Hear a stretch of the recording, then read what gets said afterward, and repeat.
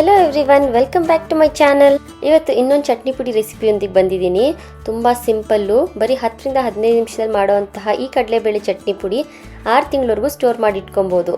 ಬಿಸಿ ಅನ್ನದ ಜೊತೆ ತುಪ್ಪ ಹಾಕ್ಕೊಂಡು ತಿಂದರೆ ಏನು ಸಕ್ಕತ್ತಾಗಿರುತ್ತೆ ಗೊತ್ತಾ. ಬರೀ ಅನ್ನದ ಜೊತೆನೇ ಮಾತ್ರ ಅಲ್ಲ, ಇಡ್ಲಿ ದೋಸೆ ಜೊತೆನೂ ಸೂಪರ್ ಕಾಂಬಿನೇಷನ್ ಈ ಚಟ್ನಿ ಪುಡಿ. ಅದೇ ಚಟ್ನಿ ಪುಡಿಗೆ ಒಂದು ಸ್ವಲ್ಪ ಮೊಸರು ಜೊತೆ ಹಾಕ್ಕೊಂಡು ಮಿಕ್ಸ್ ಮಾಡಿ ಚಪಾತಿ ಜೊತೆ ತಿಂದರೆ ಇನ್ನೂ ಸಕ್ಕತ್ತಾಗಿರುತ್ತೆ. ಇಷ್ಟು ಸಿಂಪಲ್ ಆಗಿರೋ ಈ ಚಟ್ನಿ ಪುಡಿನ ಬನ್ನಿ ಈಗ ಹೇಗೆ ಮಾಡೋದು ಅಂತ ನೋಡೋಣ.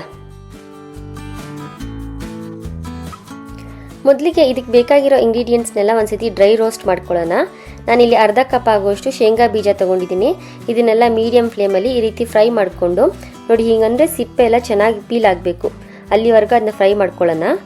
ಸಿಪ್ಪೆ ತೆಗೆದ್ರೂ ಬೇಕಂದರೆ ಇಟ್ಕೊಬೋದು, ಇಲ್ಲ ಸಿಪ್ಪೆ ಸಮೇತ ಬೇಕಾದ್ರೆ ನೀವು ಚಟ್ನಿ ಪುಡಿಯಲ್ಲಿ ಹಾಕೋಬೋದು. ನಾನು ಸಿಪ್ಪೆ ಸಮೇತನೇ ಹಾಕೋತಾ ಇದ್ದೀನಿ. ಈ ರೀತಿ ಫ್ರೈ ಮಾಡ್ಕೊಂಡಿದ್ದಾದಮೇಲೆ ಒಂದು ಪ್ಲೇಟಿಗೆ ತೆಗೆದಿಟ್ಕೊಳ್ಳೋಣ.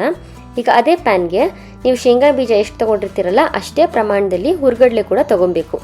ಇದಕ್ಕೆ ಸ್ವಲ್ಪ ಬೆಚ್ಚಗೆ ಮಾಡಿಕೊಂಡ್ರೆ ಸಾಕು, ತೀರಾ ಫ್ರೈ ಏನು ಬೇಡ. ಈಗ ಅದೇ ಪ್ಯಾನ್ಗೆ ಅರ್ಧ ಕಪ್ ಆಗುವಷ್ಟು ಕಡಲೆಬೇಳೆ ತೊಗೊಂಡಿದ್ದೀನಿ. ಇದನ್ನು ಮೀಡಿಯಮ್ ಫ್ಲೇಮಲ್ಲಿ ಚೆನ್ನಾಗಿ ಕೆಂಪಗಾಗೋವರೆಗೂ ಫ್ರೈ ಮಾಡ್ಕೊಬೇಕು. ಮೇಲ್ಗಡೆ ಕಪ್ಪು ಬರ್ಸ್ಕೋಬೇಡಿ, ಆಗ ತಿನ್ನೋವಾಗ ಚಟ್ನಿ ಪುಡಿ ಸ್ವಲ್ಪ ಕಹಿ ಅನಿಸುತ್ತೆ. ಅದು ಫ್ರೈ ಆಗಿರಬೇಕು, ಕೆಂಪು ಕಾಣಬೇಕು. ನೋಡಿ, ಇಷ್ಟು ಫ್ರೈ ಆದರೆ ಸಾಕು. ಇದನ್ನು ಇದ್ರ ಜೊತೆ ಪ್ಲೇಟಲ್ಲಿ ತೆಗೆದಿಟ್ಕೊಳ್ತಾ ಇದ್ದೀನಿ. ಈಗ ಅದೇ ಪ್ಯಾನ್ಗೆ ಬ್ಯಾಡಗಿ ಮೆಣಸಿನ್ಕಾಯಿ ಮತ್ತು ಗುಂಟೂರು ಮೆಣಸಿನ್ಕಾಯಿ ಎರಡೂ ತೊಗೊಂಡು ಫ್ರೈ ಮಾಡ್ಕೋತಾ ಇದ್ದೀನಿ. ಎರಡೂ ಸೇರಿ ಒಂದು 10ರಿಂದ 20 ಆಗಿರ್ಬೋದು. ಈಗ ಸಮ ಪ್ರಮಾಣದಲ್ಲಿ ತೊಗೊಂಡಿದ್ದೀನಿ. ನಿಮಗೆ ಕಲರ್ ಜಾಸ್ತಿ ಬೇಕು ಅನ್ಸದೆ ಇನ್ನೂ ಸ್ವಲ್ಪ ಬ್ಯಾಡಗಿ ಮೆಣಸಿನ್ಕಾಯಿ ಹಾಕ್ಕೊಬೋದು. ಇದನ್ನೆಲ್ಲ ಈ ರೀತಿ ಫ್ರೈ ಮಾಡ್ಕೊಳ್ಳೋಣ. ಸ್ವಲ್ಪ ಕ್ರಿಸ್ಪಿ ಆಗಬೇಕು. ಈ ರೀತಿ ಡ್ರೈ ರೋಸ್ಟ್ ಮಾಡ್ಕೊಂಡ್ಮೇಲೆ ಅದನ್ನು ಪ್ಲೇಟಿಗೆ ತೆಗೆದಿಟ್ಕೊಳ್ಳೋಣ. ಈಗ ಅದೇ ಪ್ಯಾನ್ಗೆ ಅರ್ಧ ಬಟ್ಲಾಗುವಷ್ಟು ಕೊಬ್ಬರಿ ತುರಿ, ನಾನಿಲ್ಲಿ ಡೆಸಿಕೇಟೆಡ್ ಕೊಕೊನಟ್ ಪೌಡರ್ ಉಪಯೋಗಿಸಿದ್ದೀನಿ, ನೀವು ಕೊಬ್ಬರಿ ತುರಿ ಉಪಯೋಗಿಸಿ. ಮತ್ತು ಒಂದು ಚಿಕ್ಕ ನೆಲ್ಲಿಕಾಯಿ ಗಾತ್ರ ಆಗುವಷ್ಟು ಹುಣಸೆ ಹುಳಿ, ಮತ್ತು ಒಂದು ಸ್ವಲ್ಪ ಒಣಗಿರೋಂತಹ ಕರ್ಬೇವಿನ ಸೊಪ್ಪು. ನಾನಿಲ್ಲಿ ಒಣಗಿರೋಂಥ ಕರ್ಬೇವಿನ ಸೊಪ್ಪೆ ಹಾಕಿರೋದ್ರಿಂದ ಡೈರೆಕ್ಟಾಗಿ ಹುರಿತಾ ಇದ್ದೀನಿ. ಬೆಚ್ಚಗೆ ಮಾಡಿಕೊಂಡ್ರೆ ಸಾಕು. ನೀವು ಹಸಿ ಕರ್ಬೇವಿನ ಸೊಪ್ಪು ತೊಗೊಂಡಿದ್ರೆ ಒಂದು ಸ್ವಲ್ಪ ಅದನ್ನು ಕ್ರಿಸ್ಪಿ ಬರೋವರೆಗೂ ಫ್ರೈ ಮಾಡ್ಕೊಳ್ಳಿ.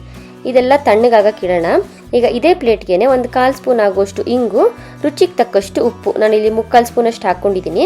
ಹಾಕಿ ಎಲ್ಲ ನುಣ್ಣಗೆ ಈ ರೀತಿ ರುಬ್ಕೊಂಬರೋಣ. ನೋಡಿ, ಚೆನ್ನಾಗಿ ಪಲ್ಸ್ ಮೋಡಲ್ಲಿ ಇಟ್ಟು ಗ್ರೈಂಡ್ ಮಾಡಿ. ಬಿಸಿ ಬಂದರೆ ಅದೊಂದು ಸ್ವಲ್ಪ ಪೇಸ್ಟ್ ಥರ ಆಗಿಬಿಡುತ್ತೆ. ತುಂಬ ಕೂಲ್ ಆದಮೇಲೆ ಈ ರೀತಿ ಪೌಡರ್ ಮಾಡಿ ಇಟ್ಕೊಳ್ಳಿ. ನೋಡಿ, ಈಗ ಕಡಲೆಬೇಳೆ ಚಟ್ನಿ ಪುಡಿ ರೆಡಿಯಾಗಿದೆ. ತುಂಬ ಕ್ವಿಕ್ಕಾಗಿ ಮಾಡ್ಬೋದಾದಂಥ ಚಟ್ನಿ ಪುಡಿಯಲ್ಲಿ ಇದು ಒಂದು. ತುಂಬ ರುಚಿಯಾಗಿ ಕೂಡ ಇರುತ್ತೆ. ಬಿಸಿ ಅನ್ನದ ಜೊತೆ ಸ್ಪೆಷಲಿ ತುಪ್ಪ ಹಾಕ್ಕೊಂಡು ತಿಂದರೆ ಈ ಚಟ್ನಿ ಪುಡಿ ಅಂತೂ ಸಕ್ಕತ್ತಾಗಿರುತ್ತೆ.